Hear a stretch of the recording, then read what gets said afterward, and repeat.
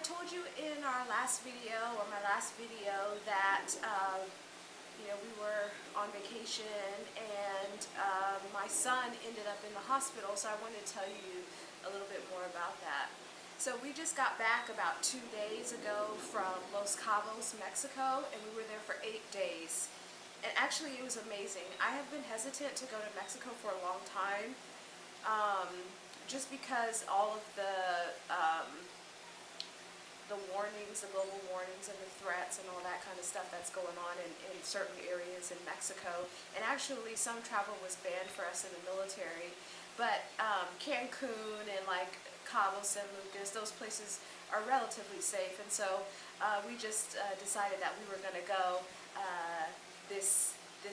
for this vacation. Anyway, we were about 3 days in, and my son, who's 11 months old, he had a fever. He woke up in the middle of the night and he was just really hot, and we didn't have a thermometer, but I knew that he had a fever. So I gave him Tylenol and he seemed to be okay, sleep through the night. I thought it was just a cold. And then I kept, I started to schedule the Tylenol, and so that was about 1 day.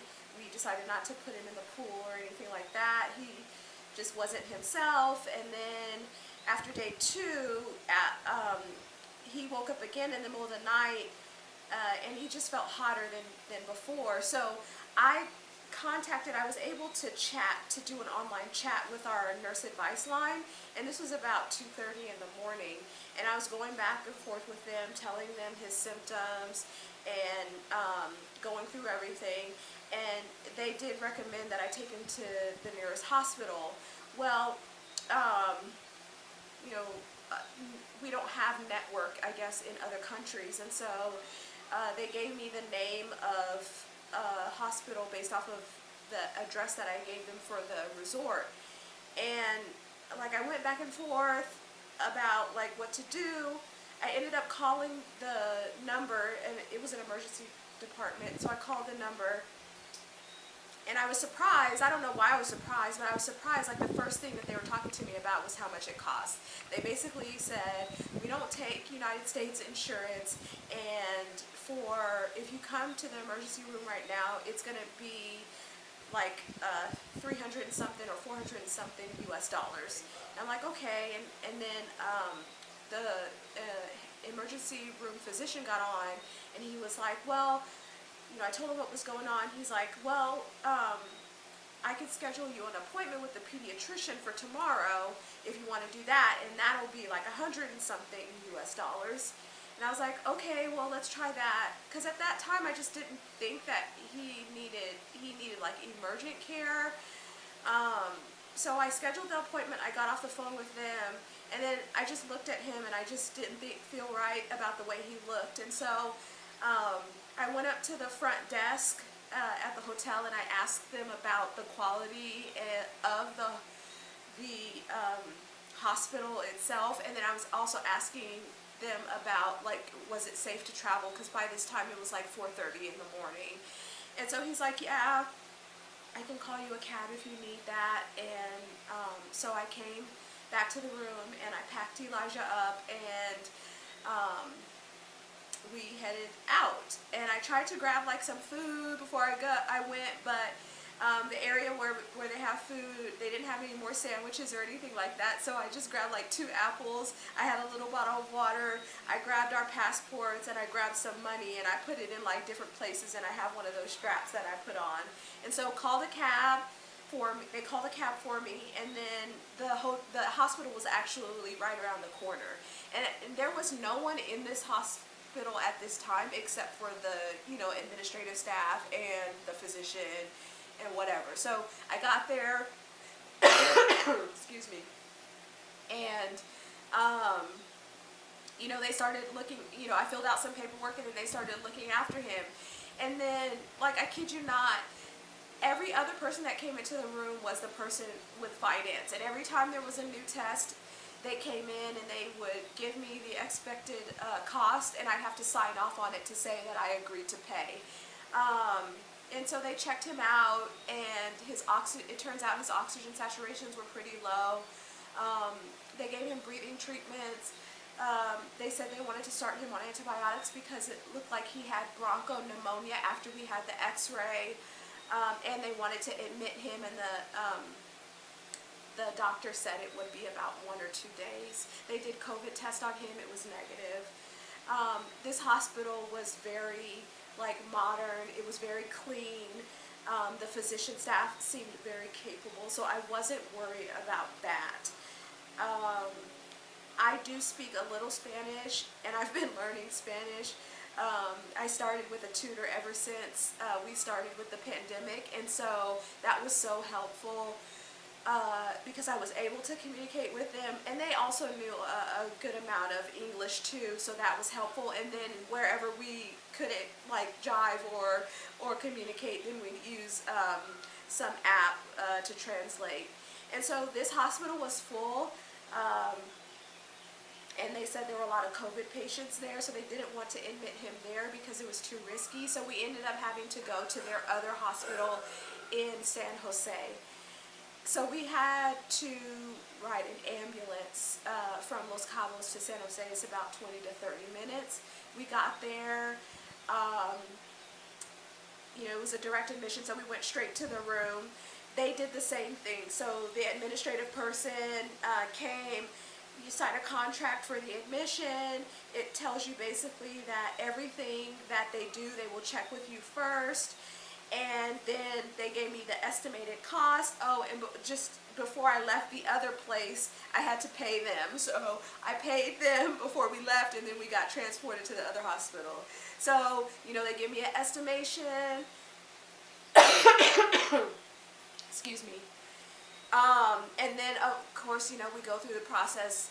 He got treated for 2 days. All the nurses, all the other staff would come by and see him. I don't really think they had a pediatric unit because it was just a regular bed that he got. There was a pediatrician caring for him, but I don't think they had a pediatric unit there. Excuse me. I think I got what he had. They thought that it was RSV related. And then, funny thing, when we get home, we got a notification from daycare that there was someone at daycare who had RSV. This is real. So, anyway, all through that time, I'm communicating with our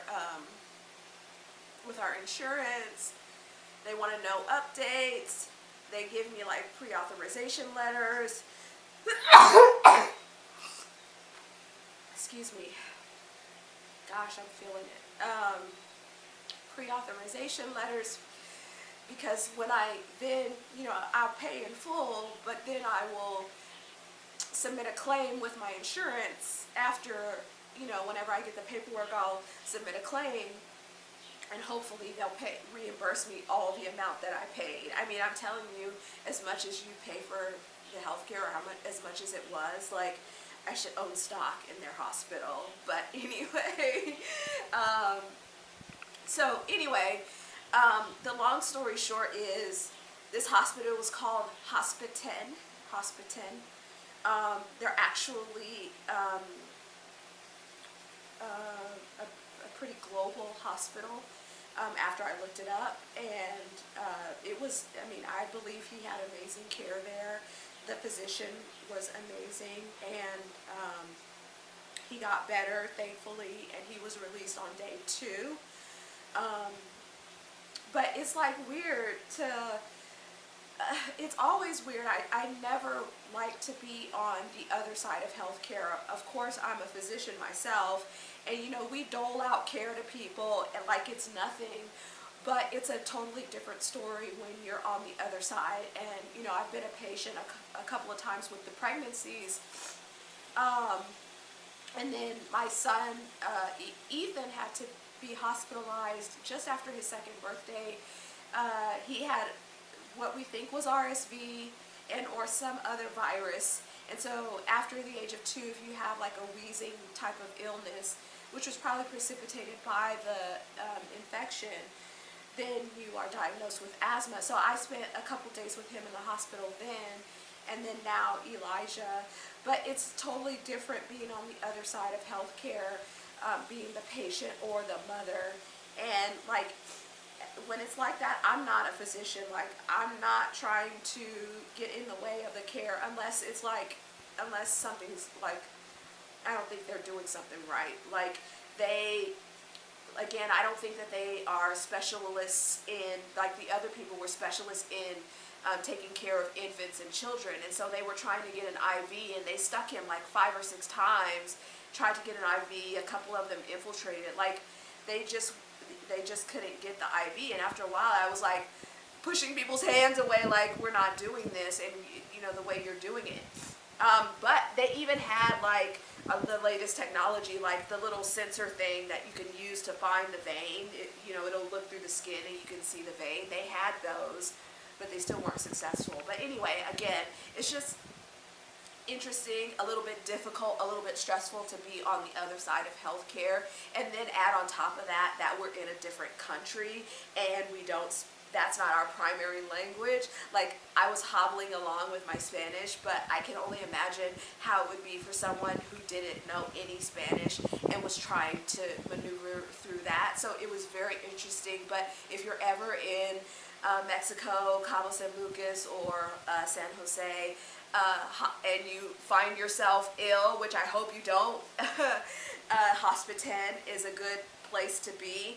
They are in Jamaica. I saw that they have hospitals in Spain. Actually, I'm going to look at if there's a way for me to moonlight there in some capacity, though I don't know if they recognize the Doctor of Osteopathic Medicine degree, but we'll look into that.